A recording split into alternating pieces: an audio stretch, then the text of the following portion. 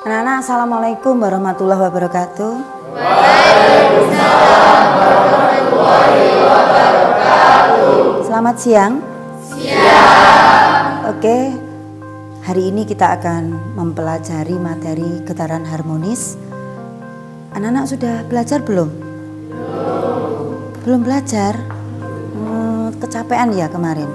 Nah, getaran harmonis itu seperti misalnya kalau ada bandul jam itu bergerak. Nah, itu adalah salah satu contoh getaran harmonis. Untuk lebih jelasnya kalian nanti belajar di buku yang sudah kalian pegang itu, sama ibu akan didiktekan soalnya ya, supaya nanti kalian bisa diskusi.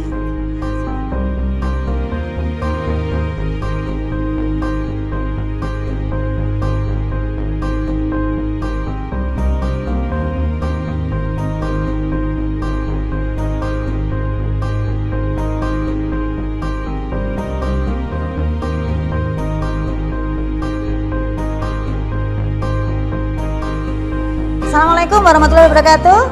Waalaikumsalam warahmatullahi wabarakatuh. Selamat siang. Siang. Untuk hari ini ibu minta kalian untuk belajar tentang getaran harmonis pada ayunan bandul.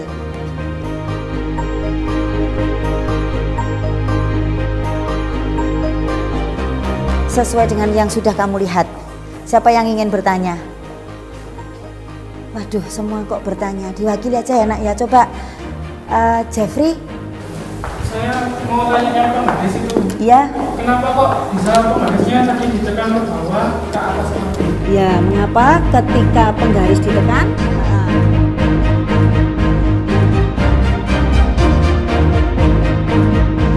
Hari ini kita akan melakukan kegiatan percobaan ayunan getaran harmonis pada bandul. Ini ibu bagikan LKS-nya.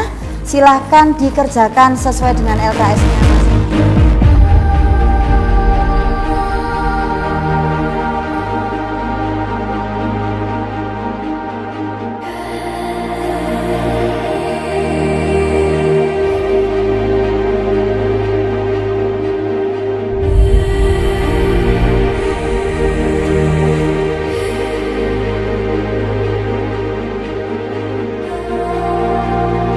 Akan kita mulai diskusinya searah dengan jarum jam.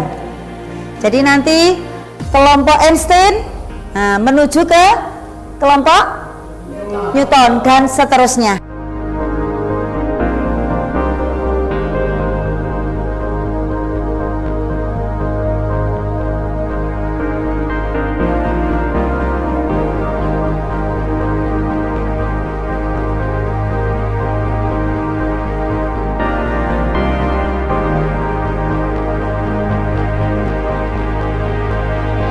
Kita telah melakukan percobaan dan telah berdiskusi.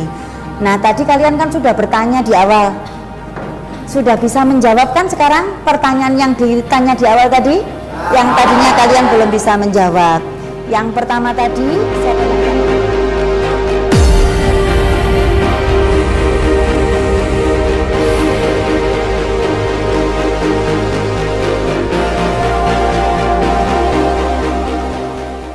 Anak-anak, kita hari ini sudah sampai ke kesimpulan tentang materi kita hari ini. Tadi soalnya tentang apa yang dimaksud dengan getaran, frekuensi gitu ya. Terima kasih. Assalamualaikum warahmatullahi wabarakatuh.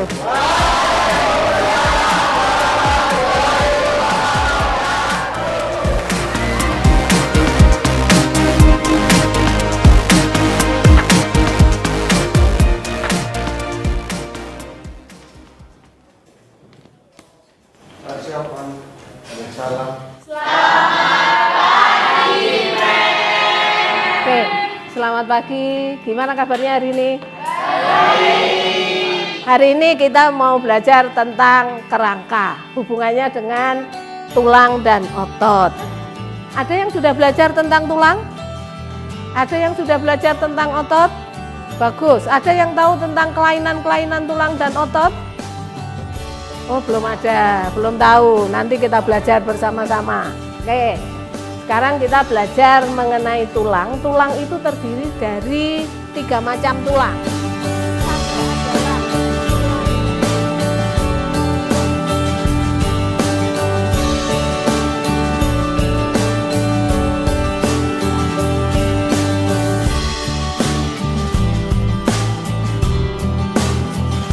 Sekarang kita akan masuk pada proses pembelajaran Smart Lab.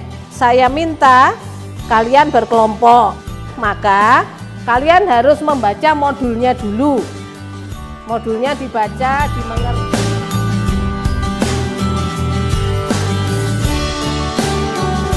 Oke, sekarang kerjanya masing-masing. Yang kelompok sini membuat domino. Dominonya diurutkan tentang gerak. Ya, gerak dan otot sudah jadi satu. Ini adalah gerak antagonis. Gerak antagonis ditulisi di sana, apa namanya. Kemudian jelaskan ke teman-temannya. Ditulis di sini apa didapatkan apa? Langsung ditulis di situ langsung. Linknya buat Ya langsung menempelkan. Ya.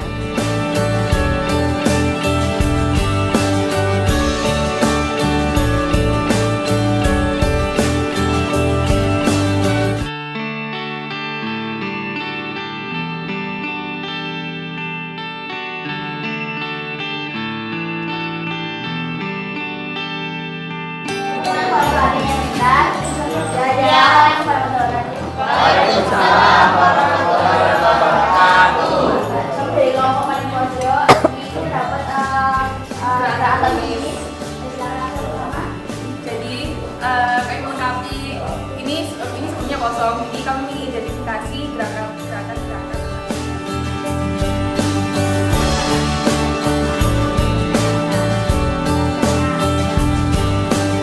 Nah, tanpa karena ini medianya nggak bisa diberikan, jadi membaca.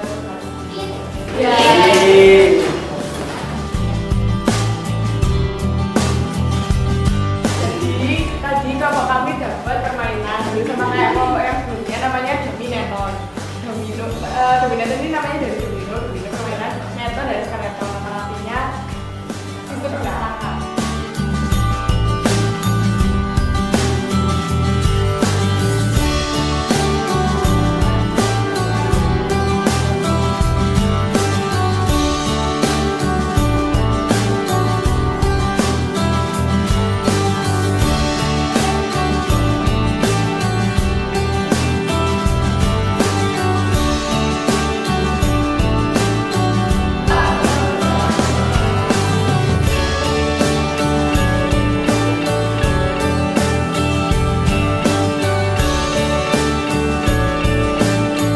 Nah, untuk evaluasi ini saya akan ngecek sebentar. Seandainya kamu mengendarai mobil, kemudian mengalami suatu kecelakaan, mobilnya itu mengenai bagian dadamu, kira-kira yang rusak apanya? Tulang rusuknya. Kalau sampai tulangnya mencuat keluar, namanya fraktura terbuka. Kalau kamu selagi naik angkot, berarti pembelajaran kali ini saya akhiri sampai di sini. Selamat siang dan terima kasih.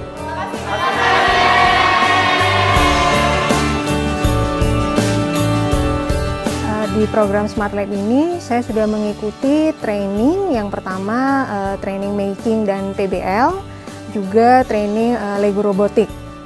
Kemudian setelah itu saya mengikuti TOT untuk mata pelajaran kimia untuk kelas 10. Setelah mengikuti Smart Lab ini saya merasakan banyak manfaat, baik untuk saya pribadi, terutama sekali untuk siswa atau anak-anak yang saya ajar.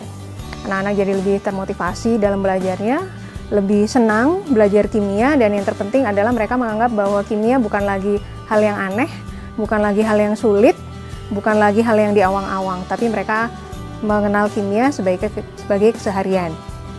Pelatihan dari Smart Lab itu ada beberapa, meliputi keterampilan, di mana kalau keterampilan itu ada robotik Lego, kemudian ada Arduino, kemudian ada mobile programming.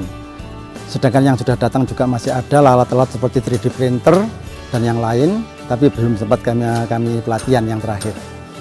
Kemudian kalau pelatihan dalam bentuk pembelajaran ada, yaitu pelatihan tentang pembelajaran STEM, di mana kami diajari atau mungkin kami diberikan pembelajaran yang diadopsi dari NASA tentang 5E yang kami terapkan di sekolah. Pelatihan cukup baik, walaupun sebenarnya ada beberapa yang kami pernah tahu, tapi ini lebih luas, sehingga banyak hal yang baru juga bagi kami yang cocok untuk kami terapkan di sekolah kami, sehingga ada hal-hal yang baru tadi dapat menunjang kegiatan kami di sekolah. Secara pribadi itu sangat bermanfaat karena memberikan pengayaan, memberikan hal-hal yang baru, sehingga banyak pilihan di dalam mengajar siswa.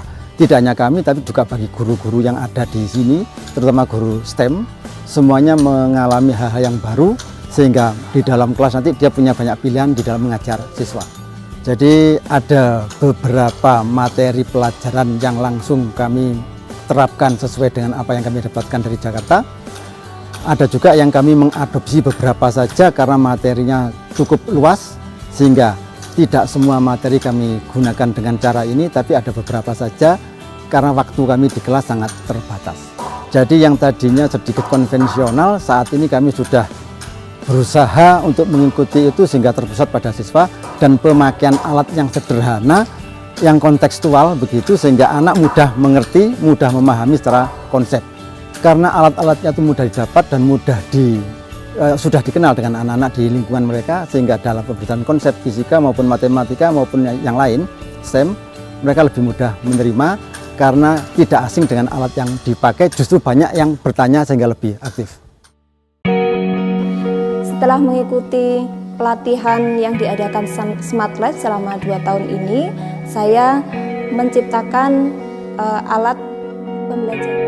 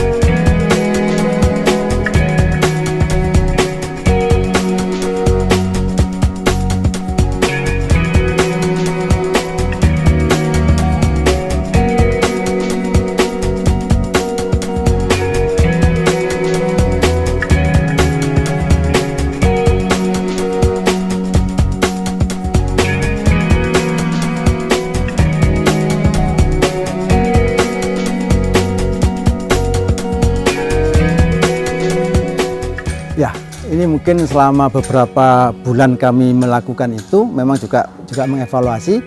Alangkah baiknya kalau kegiatan Smart Lab yang berikutnya, baik itu di sekolah sini maupun di tempat lain, disesuaikan dengan program sekolah benar, sehingga tidak tumpang tindih, sehingga kami bisa saling melengkapi, sehingga apapun kegiatan itu akan berjalan dengan mulus tanpa hambatan. Itu yang pertama.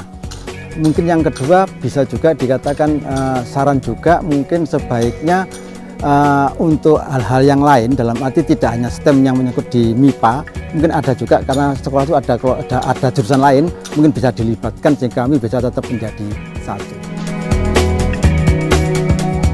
Kemudian harapan saya, Smart Lab ini tidak hanya diajarkan untuk guru-guru yang tergabung dalam sekolah-sekolah binaan dari Smart Lab, tapi juga bisa dikembangkan lebih luas lagi.